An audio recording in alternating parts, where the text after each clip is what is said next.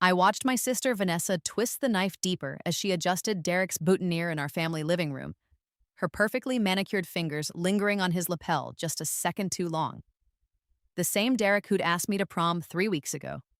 The same Derek who'd texted me yesterday saying his grandmother had died and he couldn't make it. The same Derek who was now standing in my house, staring at Vanessa like she'd hung the moon. "You look stunning, Van," he breathed, and I felt the familiar burn of tears I'd learned not to shed in this lifetime. But this time, I smiled. Because 20 feet behind me, leaning against his Mercedes with his arms crossed and that knowing smirk on his face, was Elijah Chen, heir to the Chen Technologies fortune, captain of our rival school's basketball team, and the boy who'd cradled my broken body in his arms as I died in my previous life. "Ready, Maya?" Elijah's voice cut through the nauseating scene before me. Every head in the room swiveled toward the door. My mother's champagne glass actually slipped from her fingers, shattering on our marble floor. My father's jaw went slack.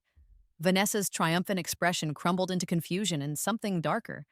Jealousy, maybe, or fear. But Derek's face was what I'd remember forever. The color drained from his skin as recognition dawned. Everyone in our city knew Elijah Chen. His face was on magazines, billboards. His family's company literally built half the skyscrapers downtown. "Who?" my mother started. "Maya's date," Elijah said smoothly, pushing off the car and extending his hand to me. I took it, feeling the warmth of his palm against mine, and let him pull me close. "We should go. We have dinner reservations at La Lumiere." La Lumiere, the restaurant with a 6-month waiting list. The restaurant Vanessa had been begging our parents to take her to for her birthday. "Maya, wait."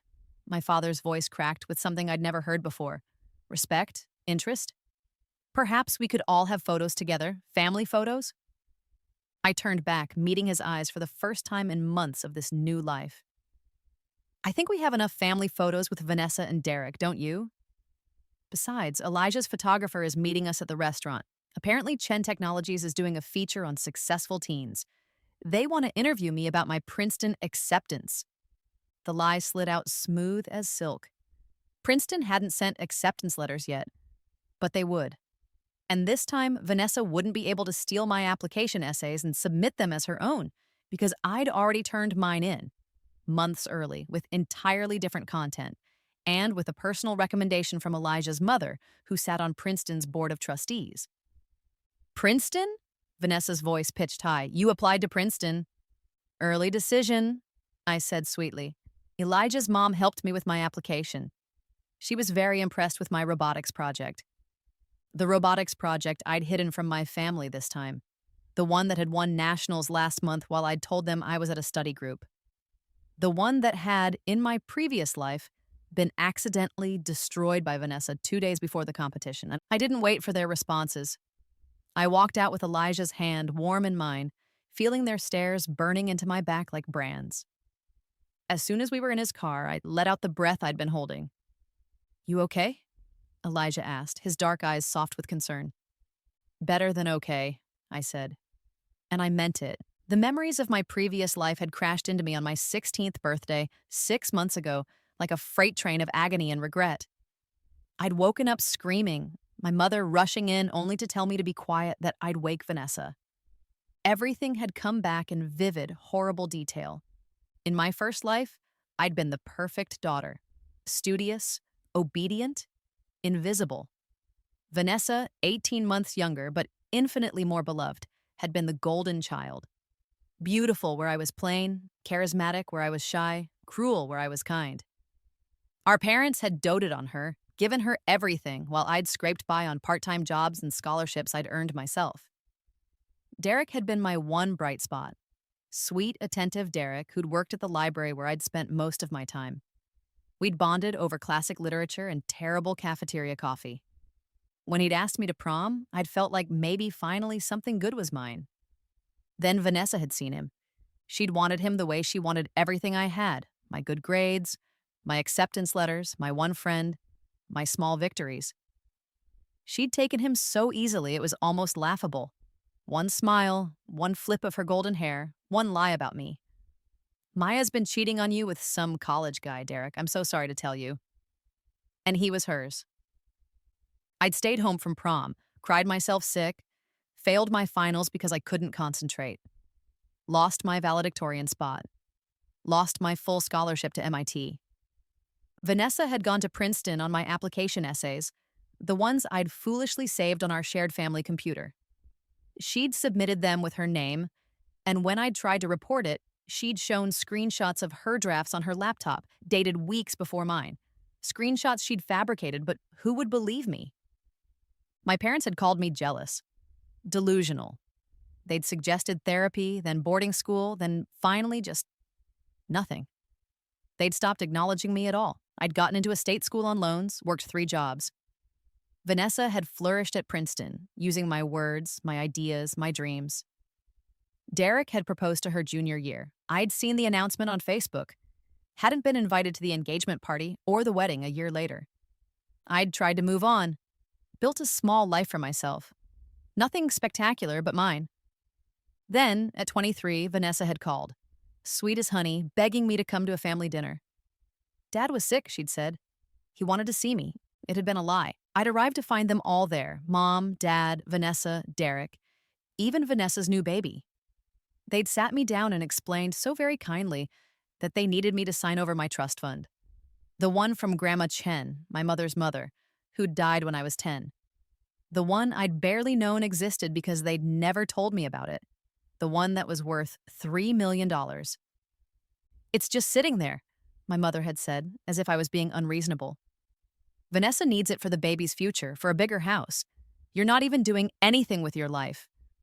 I'd refused. They'd drugged my wine. I'd woken up groggy with paperwork in front of me and a pen in my hand. Derek had been there, holding me upright, whispering that it would all be over soon. Just sign. Just make this easy. I'd tried to fight, knocked the papers away, screamed. My father had grabbed me, shaken me. In my drugged state, I'd fallen, hit my head on the corner of their glass coffee table. I'd felt the warmth of blood pooling under my head, heard Vanessa screaming, not in horror, but in anger. She got blood on my new rug. The last thing I'd seen was Derek's face, looking down at me with irritation, not concern. Then darkness. Then I'd woken up at 16 again, 6 months before prom, with all of it seared into my memory like a brand. The first thing I'd done was search for Elijah Chen. In my previous life, we'd never met, but I knew about him. Everyone did. His family was legendary. His mother, Lauren Chen, was my grandmother's niece, which made us second cousins I'd never known. My mother had cut off all contact with the Chen side of the family before I was born. Some ancient grudge I'd never understood. I'd found Elijah on social media and sent him a message that probably seemed insane. Hi, you don't know me, but we're related. My grandmother was Anna Chen. I think my family has been lying to me about a trust fund. Can we talk? He'd responded within an hour. We'd met at a coffee shop. I'd expected dismissal, maybe suspicion. Instead, he'd listened to everything. The trust fund, the abuse, the years of favoritism. I hadn't told him about the rebirth or my death. That was too much, but I'd told him enough. Your mother has been stealing from your trust fund, he'd said after making some calls. For years. There should be $3 million. There's barely $200,000 left. The rage that had filled me in that moment had been incandescent. Elijah had made more calls. Lawyers appeared, accountants. Within a week, the trust fund was frozen. Within 2, my mother was under investigation for embezzlement. Within 3, the money was returned with interest, locked in a new account that only I could access at 18. Why are you helping me? I'd asked him. He'd smiled. That same smile I'd seen in my dying moments of my past life. The one time our paths had crossed. Because Aunt Anna talked about you. Before she died. She was worried about you. About your mother keeping you away from family. She asked me to watch out for you if I ever got the chance. I'd started crying then. Couldn't help it. Elijah had let me. Then he'd offered me something more valuable than money, friendship. Over the next 6 months, he'd become my secret weapon. He'd introduced me to tutors, mentors, opportunities that my family knew nothing about. He'd been there when I'd competed in robotics nationals, the only person in the audience cheering for me. He'd celebrated when I'd gotten early acceptance to MIT, where I'd applied this time, not Princeton. Princeton had been Vanessa's dream, built on my stolen words. MIT was mine. And somewhere along the way, between study sessions and late-night phone calls and inside jokes that made us both laugh until we cried, I'd realized that Elijah Chen wasn't just my cousin or my friend. He'd become the person I trusted most in the world. When Derek had asked me to prom this time, just like in my previous life, I'd said yes. Not because I wanted to go with him, but because I'd wanted to see if Vanessa would take him again. If the pattern would repeat. It had, almost exactly. The same lies, the same manipulations, the same cruel triumph in her eyes when she'd announced they were going together. But this time, I had Elijah. Want to go to prom with me? I'd asked him 2 days ago. I promise it'll be entertaining. He'd grinned. I'll rent a tux. La Lumiere was everything I'd imagined and more. Crystal chandeliers, waiters in white gloves, a view of the city skyline that took my breath away. Elijah had actually made reservations, and the maitre d' greeted him by name. Your usual table, Mr. Chen? Please. We were seated by the window, and I couldn't help laughing. You have a usual table? You're 18. My mom brings me here for birthday dinners, he said, grinning. I may have mentioned you were coming tonight. She may have called ahead to make sure everything was perfect. Elijah, she's excited to finally meet you officially. She's been trying to track you down for years, but your mom kept changing addresses and phone numbers. My chest tightened. My mom really didn't want the Chen family finding me. Because she knew we'd figure out what she was doing. His expression hardened. But that's over now. You're safe. You're protected. And tonight, we're going to have an amazing time. We did. Elijah ordered in flawless French, making me laugh as he translated the menu items into increasingly ridiculous descriptions. This one is basically fancy chicken nuggets I highly recommend. We talked about everything and nothing, our favorite books, terrible movies we loved, his upcoming basketball championship, my plans for MIT. Are you scared? He asked. About leaving for college? No, I said, and realized it was true. I caught myself. I've spent so long being afraid of disappointing people, afraid of being too much or not enough. I'm done being afraid. His eyes searched mine, and I saw something in them that made my heart stutter. Good, because you're extraordinary, Maya. I hope you know that. Before I could respond, his phone buzzed. He glanced at it, and his smile turned wicked. It's starting. What's starting? He turned the phone toward me. It was a news alert from one of those gossip sites that covered local high society drama. The headline read, Prom Disaster, Derek Morrison Caught in Cheating Scandal. Below it was a photo, Derek, at prom, kissing another girl. Not Vanessa. Someone I recognized from my previous life as his ex-girlfriend from his old school. How? I started. I may have invited her, Elijah said innocently, and mentioned that Derek had been texting her all week about getting back together, which he has been. I also may have hired a photographer. I stared at him. You're diabolical. I prefer thorough. Keep reading. I scrolled down. There were more photos. Derek and the ex-girlfriend arriving together. Derek slow dancing with her. Derek with his arm around her while Vanessa stood in the background, her face a mask of fury. But the best photo was the last one. Vanessa, dumping an entire punch bowl over Derek's head while everyone watched. Oh my God, I breathed. Wait, there's more. He pulled up another tab. This one was an email screenshot that someone had apparently leaked to the school newspaper. It was from Derek to Vanessa, dated 2 weeks ago. Van, I know you said to keep things quiet until after prom, but I'm getting impatient. When are you going to dump Maya? I only asked her out because you said it would make your parents like me more, seeing me with the smart sister first. But this is getting old. I want to be with you already. She's so boring and desperate.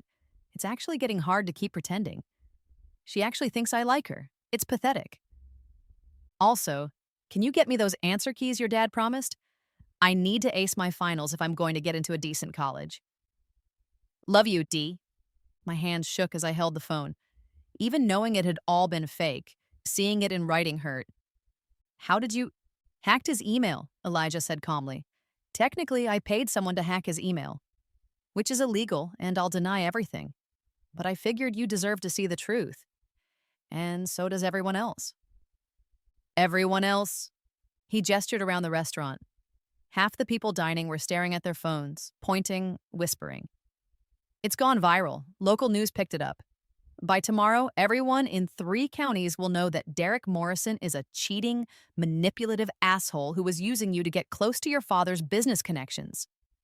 I looked up at him, this boy who'd come into my life like a guardian angel, who'd protected me and empowered me and believed in me when no one else had. Thank you, I whispered. Don't thank me yet, he said. Dessert hasn't even arrived. We stayed at La Lumiere for 3 hours, long past when prom would have ended. Elijah's mother called halfway through dessert, asking if we were having fun. He put her on speaker, and she told me she couldn't wait to meet me properly, that Grandma Anna had loved me so much, that I was welcome at any Chen family gathering. I cried again, happy tears this time. When we finally left, Elijah drove me to the waterfront overlook where couples went to watch the stars. The city spread out below us like a blanket of lights. So, he said, turning to me in the car, was this better than your original prom plans?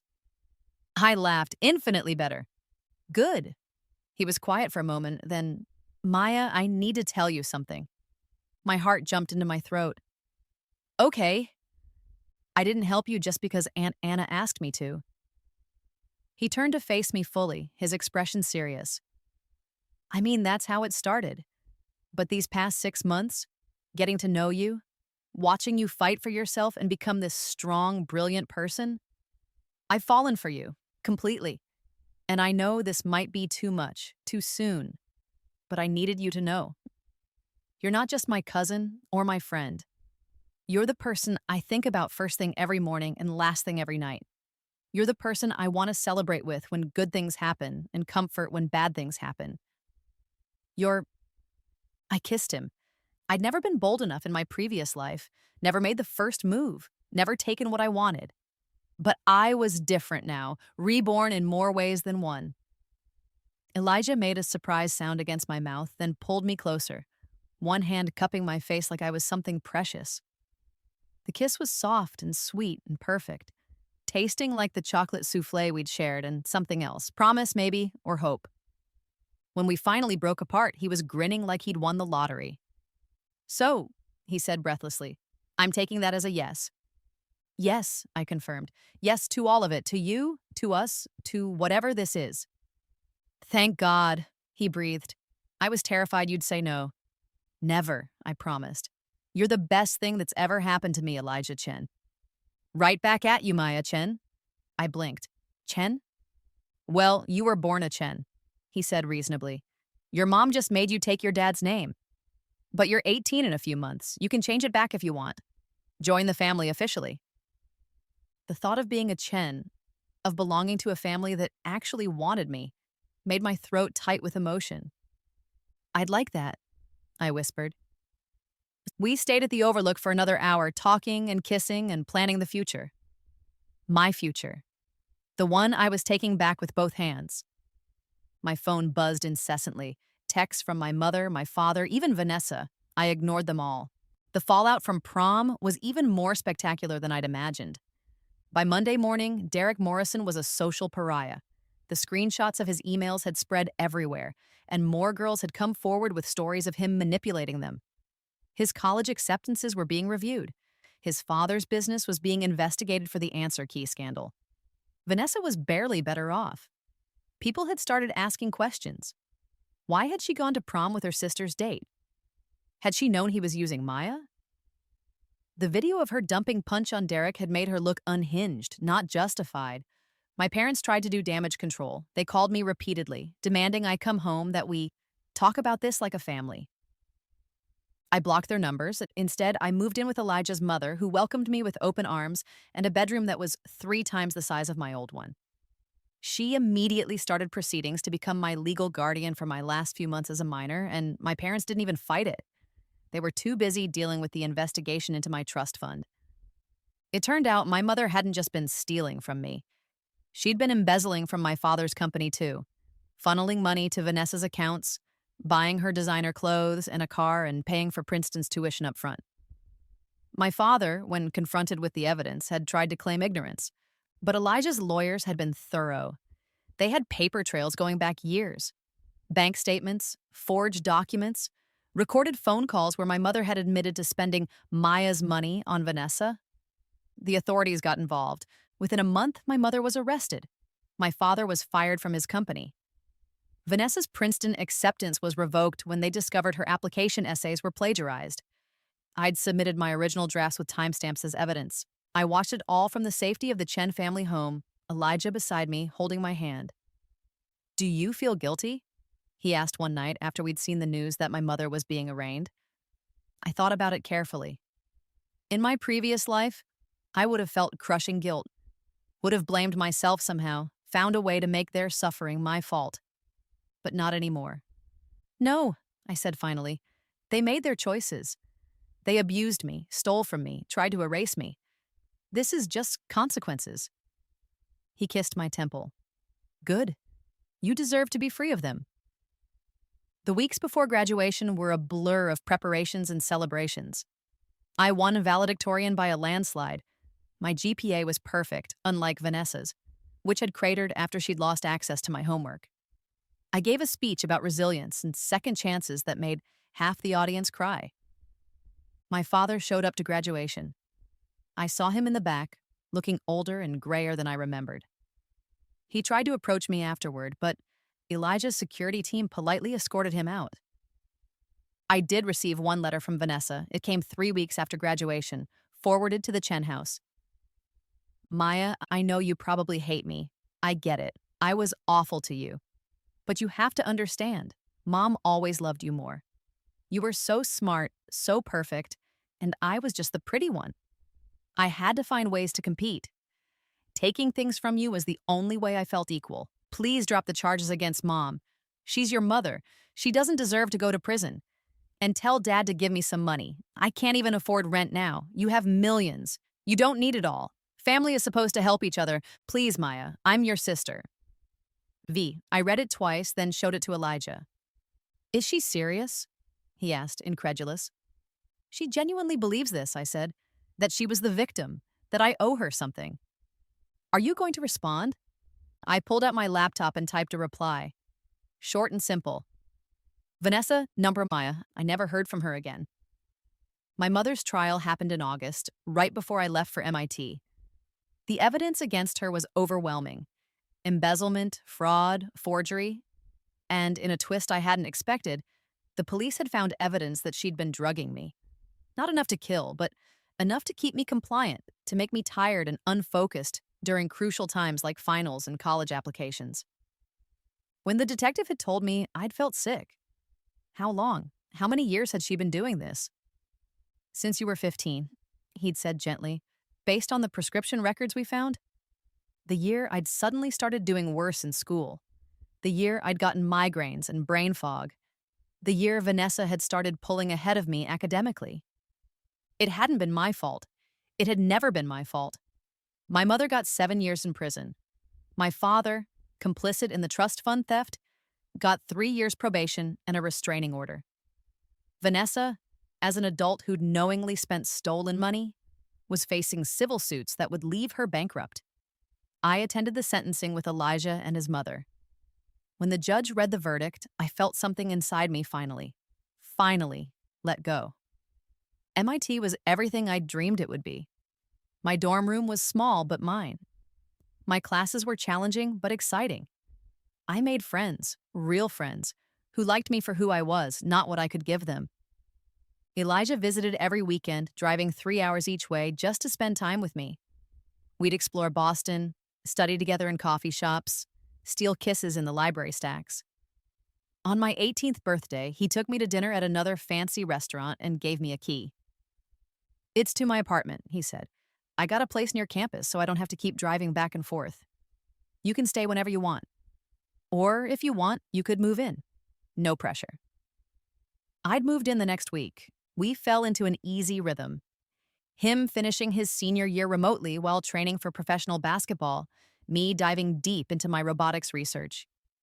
We cooked dinner together most nights, him attempting recipes with varying success while I laughed at his disasters. We planned futures that included both of us, talking about where we'd live after graduation, what kind of house we'd want, how many kids we might have someday. It was domestic and perfect and everything my previous life had lacked. 1 year after my rebirth, or my second birth, as I'd started thinking of it, I got a call from a number I didn't recognize. Hello, Maya, it's Derek. I almost hung up, but curiosity won. What do you want, Derek? I just, he sighed. I wanted to apologize for everything. You didn't deserve what I did to you, what we all did to you. No, I didn't. I know it doesn't matter now, but I've been in therapy, working through some stuff. My therapist says I have patterns of using people and I need to make amends. So this call is for you, not me. He was quiet. I guess it is. But I am sorry, Maya, genuinely. You were always kind to me, and I threw it away for someone who was never even really interested in me. Vanessa played you too, I said. She plays everyone. Yeah, another pause. I heard you're at MIT and dating Elijah Chen. That's really good. You deserve to be happy. I am happy, I said. Happier than I've ever been. Good, that's good. I'll let you go. I needed you to know I was sorry. He hung up before I could respond. I told Elijah about it that night. He frowned. How do you feel? Indifferent, I realized. He's nothing to me now, less than nothing. Good, Elijah said, pulling me close. He doesn't deserve even a second of your thoughts. I curled into him, breathing in his familiar scent, cedar and soap and home. I used to think about revenge all the time, elaborate schemes, ways to hurt them the way they hurt me. And now I realize the best revenge is just this: being happy, being successful, being loved by someone who actually deserves me. He kissed my hair. You deserve everything, Maya, every good thing in the world. 2 years after my rebirth, I was presenting my thesis project at a national robotics competition. My creation, an AI-assisted prosthetic that could adapt to users' neural patterns, had the potential to revolutionize accessibility technology. Elijah sat in the front row, wearing my MIT colors and holding a sign that read, "That's my girlfriend," with increasingly elaborate sparkles and hearts. I won first place. The prize was a $100,000 grant and meetings with top tech companies interested in my research. More importantly, it was validation. Proof that I was exactly as brilliant as I'd always known I could be when I wasn't being drugged and sabotaged. At the after-party, Elijah pulled me aside, his expression nervous in a way I'd never seen before. What's wrong? I asked immediately. Nothing's wrong. Everything's right. That's the thing. He took my hands. Maya, these past 2 years with you have been the best of my life. Watching you flourish, achieve your dreams, become this incredible force of nature. I fall more in love with you every single day. My heart was pounding. Elijah, let me finish. He took a deep breath, then dropped to one knee, and the entire party went silent. Maya Chen, will you marry me? The ring he pulled out was stunning. A sapphire surrounded by diamonds, the blue exactly the shade of his favorite hoodie that I always stole. I was crying and laughing and nodding all at once. Yes, yes, absolutely yes. He slipped the ring on my finger, then stood and kissed me while everyone around us cheered. When we broke apart, both of us grinning like idiots, he whispered, I have been waiting so long to do that. How long? Since the day you walked out of your house with me, away from them, choosing yourself. I knew then that I wanted to spend the rest of my life making sure you never regretted that choice. I could never regret you, I promised. You're my second chance, my happy ending. You're mine too, he said, although I prefer to think of it as a happy beginning. We got married the summer after I graduated MIT in a small ceremony at the Chen family home. It was just close friends and family, the family that mattered. Lauren Chen walked me down the aisle, tears streaming down her face. Elijah's basketball team showed up in matching bow ties. My MIT friends formed an honor guard with LED light-up bouquets they'd engineered themselves. It was perfect, joyful, full of love and laughter. I'd sent announcements to my mother in prison, my father at his new address, and Vanessa at her last known location. Not as an invitation, they weren't welcome, but as a statement. Look at what I built without you. Look at what I became when you stopped holding me back. None of them responded. I didn't expect them to. 3 years after my rebirth, I launched my own company, Chen Robotics, specializing in accessible technology. Elijah invested, becoming my business partner as well as my husband. We hired talented people from all backgrounds, especially those who'd been overlooked or underestimated. The company took off faster than we'd imagined. Within a year, we had contracts with hospitals nationwide. Within 2, we were international. My prosthetics, my adaptive devices, my AI systems were changing lives. I got letters daily from users, parents of disabled children thanking me, veterans who could use their limbs again, elderly people regaining independence. Each letter was a reminder that I'd turned my pain into purpose. 5 years after my rebirth, I was featured in Forbes 30 Under 30. The interview took place at our home, a sprawling modern house with a view of the ocean and solar panels on the roof, and rooms we were still figuring out how to fill. "You've accomplished so much so young," the interviewer said. "What drives you?" I thought about my answer carefully, Elijah beside me on the couch, his hand in mine. "I think," I said slowly, "everyone deserves a second chance. Not everyone gets one literally the way I feel I did when I left my toxic family situation. But everyone deserves the chance to reinvent themselves, to become who they were meant to be without people holding them back." "Is that what your family did? Held you back?" "My birth family, yes. They saw me as competition, as a resource to exploit. But my real family," I squeezed Elijah's hand, "they saw me as someone worth investing in, someone worth believing in. And that made all the difference." The interviewer smiled. "You've been married 3 years now. Any plans for the future? Maybe mini robotics geniuses running around?"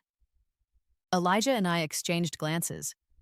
"Actually," I said, unable to keep the smile off my face, "we're expecting twins, a boy and a girl." "Congratulations! Have you thought about names?" "Anna," I said immediately, "for the girl, after my grandmother who made all this possible, and for the boy." I looked at Elijah. "We're still deciding," he said diplomatically. After the interviewer left, he pulled me close. "You know what I want to name him?" "What?" "Phoenix, because we both rose from the ashes of our past." I kissed him. "Phoenix and Anna Chen, I love it." 7 years after my rebirth, I stood in a cemetery I'd never visited in my previous life, holding my daughter on my hip while Elijah chased our son around the headstones, both of them laughing. I knelt in front of Grandma Anna's grave, setting down fresh flowers. "Hi, Grandma," I said softly. "I brought your great-grandchildren to meet you. Well, meet your grave anyway. I like to think you're watching over us." Anna squirmed in my arms, reaching for the flowers. She was 2 years old and fearless, always reaching for things she shouldn't have. Phoenix was calmer at 2, thoughtful and serious like his father. "I wish you could have met them," I continued, "and that they could have known you. But I tell them stories about you all the time, about how you fought for your family, how you were brilliant and kind and strong, how you left me the tools to save myself, even though you never got to see me use them." "Mama?" Anna patted my cheek. "Why crying?" "Happy tears, baby. These are happy tears." Elijah appeared beside me, Phoenix on his shoulders. "Ready to go?" "Yeah." I stood, taking one last look at the grave. "Thank you, Grandma, for everything." As we walked back to our car, Phoenix asked, "Daddy, why do we visit someone we never met?" "Because," Elijah said, "family isn't just the people you know. It's the people who loved you before you were born, who made choices that would help you, even after they were gone. And we honor that." "Like how you and Mama make the robot arms for people?" Phoenix asked. "Exactly like that." Anna had fallen asleep against my shoulder, her small body warm and trusting. I looked at my family, my husband, my children, my life, and felt a peace I'd never known in my previous existence. This was my real life, my true life, the one I'd fought for and earned and built with my own 2 hands and the help of people who genuinely loved me. 10 years after my rebirth, Chen Robotics went public. The IPO was incredibly successful, making me a billionaire overnight. Elijah and I donated half of it immediately to scholarship funds for abused children, to organizations fighting domestic violence, to schools in underserved communities. We don't need that much money, I told him, and we can do so much good with it. Agreed, he said, although I'm keeping enough to buy you something ridiculous for our anniversary. He bought me a private island. I bought him a basketball team. We were both ridiculous and happy and so in love it was almost disgusting. For our 10th anniversary of the day we'd gone to prom together, not our wedding, we returned to La Lumiere. The same table, the same view, older now and wiser, and wearing our matching wedding bands. Do you ever think about them? Elijah asked over dessert. Your birth family? I considered it. Sometimes. I wonder if my mother's out of prison yet. If Vanessa ever got her life together.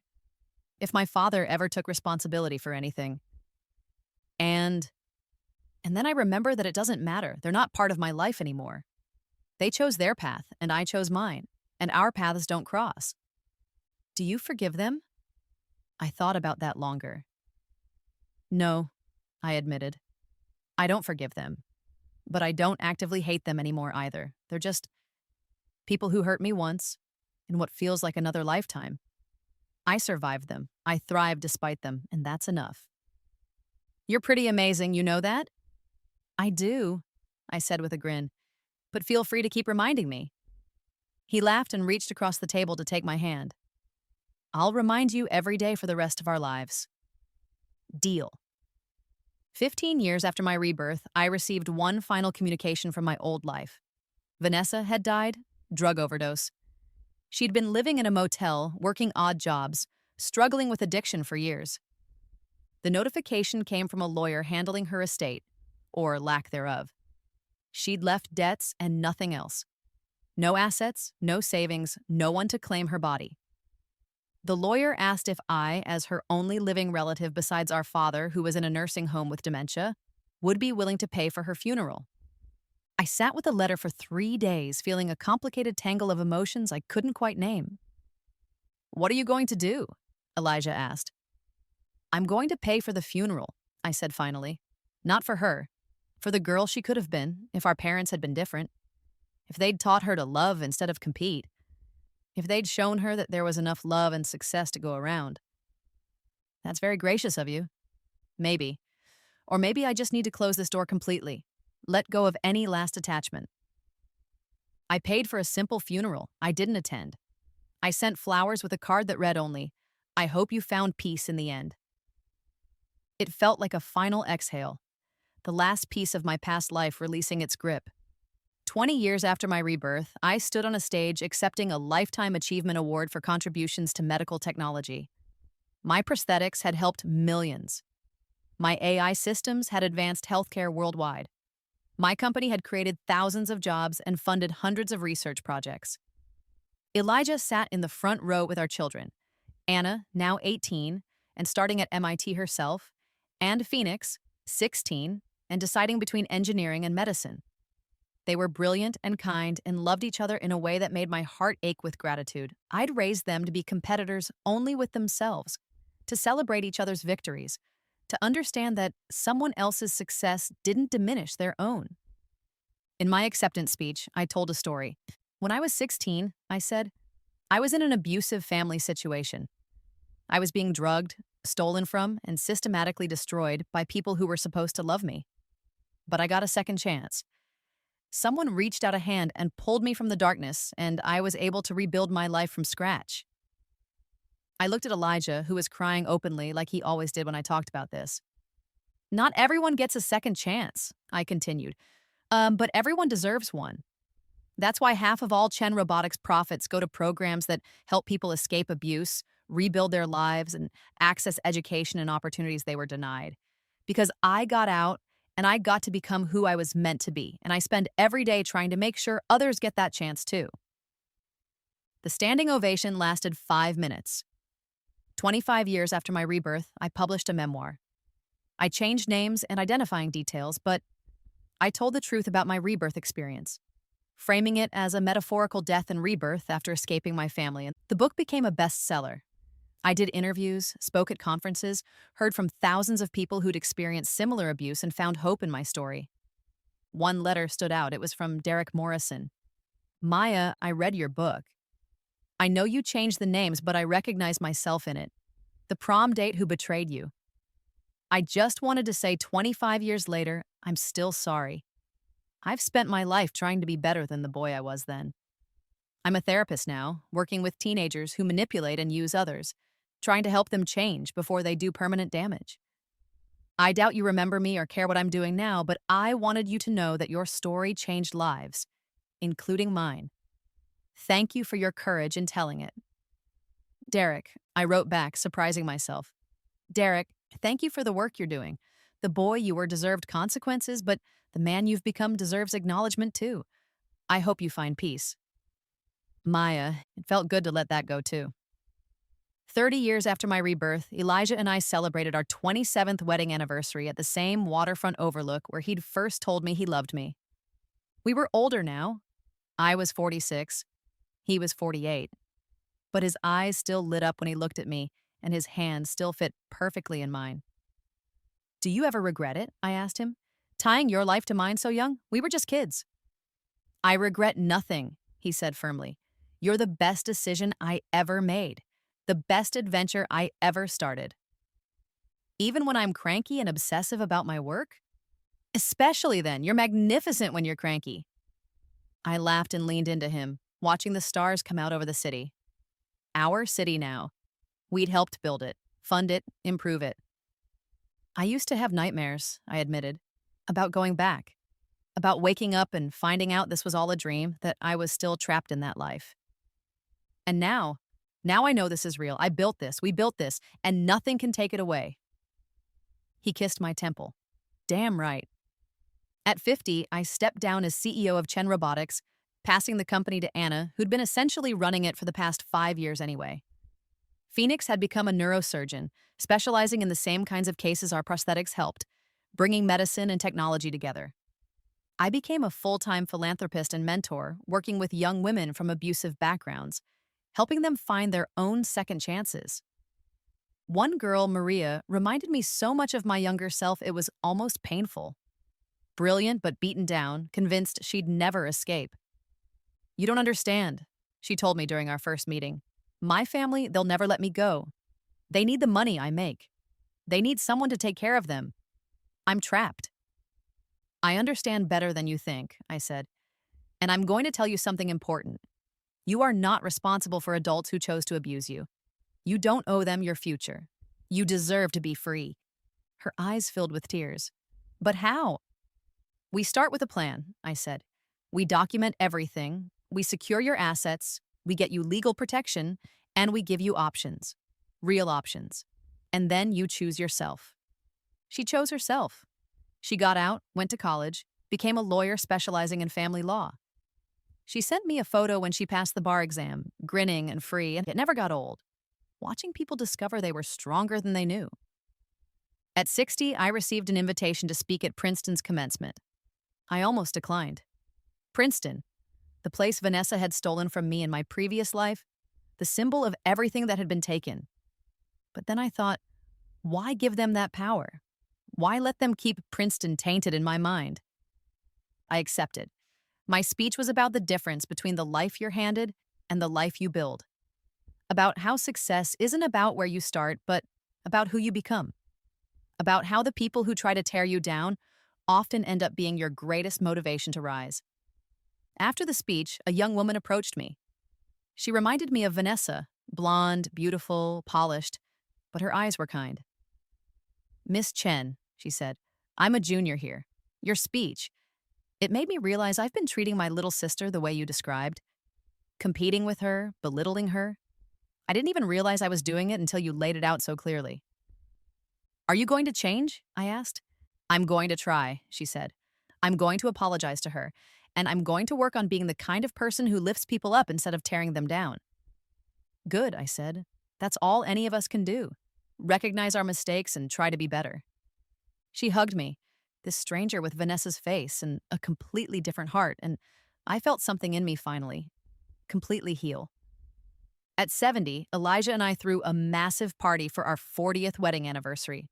300 people attended, friends, family, colleagues, people whose lives we'd touched over the decades. Anna gave a toast, Phoenix beside her, And they both talked about growing up with parents who were so clearly in love it was embarrassing. They still kiss in the kitchen, Phoenix said. It's disgusting and also kind of cute. Everyone laughed. But seriously, Anna continued, Mom and Dad taught us that love isn't just a feeling. It's a choice you make every day. It's standing beside someone through every triumph and disaster. It's building a life together that's bigger than either of you alone. I cried happy tears while Elijah held my hand and whispered, We did good, didn't we? We did amazing, I agreed. At 75, I sat in a rocking chair on our porch, watching the sunset and thinking about the life I'd lived. Both lives, really. In my first life, I died at 23, unloved and betrayed, with nothing to show for my existence but pain. In my second life, I'd lived past 75 and counting. I'd been loved deeply and truly. I'd changed millions of lives. I'd raised children who were making the world better. I'd built a legacy that would outlive me by generations. I'd won, not just against Vanessa, or my parents, or Derek, or any of the specific people who'd hurt me. I'd won against the idea that I was worthless, that I deserved abuse, that I was only valuable for what I could give others. I'd won by becoming fully, completely myself. Elijah joined me on the porch, moving slower now, but still graceful, still beautiful to me. He sat in the rocking chair beside mine and took my hand like he'd done 10,000 times before. What are you thinking about? He asked. Second chances, I said, and how grateful I am for mine. I'm the grateful one, he said. You gave me the gift of loving you, which has been the greatest privilege of my life. I smiled at him, this man who'd loved me when I'd needed it most, who'd stood beside me for 40 years and counting, who'd made every day worth living. The greatest privilege of my life, I said, has been learning to love myself, but you made that possible. We sat together as the sun set, still holding hands, still choosing each other, still grateful for the second chance that had given us everything. The story could end here, but it doesn't. Because life doesn't end at 75, and neither does my second chance. I keep living, keep creating, keep helping others find their own second chances. Anna takes over the company and expands it beyond what I ever imagined. Phoenix revolutionizes neurosurgery. Our grandchildren, 7 of them now, are brilliant and kind and ready to change the world. Elijah and I grow old together, exactly as we planned, never taking a single day for granted. And sometimes late at night, I think about my sister, about my parents, about the people who tried to destroy me and ended up destroying themselves. I don't hate them anymore. I genuinely don't. I pity them instead, because they could have had this love, this family, this beautiful life. All they had to do was choose to be kind.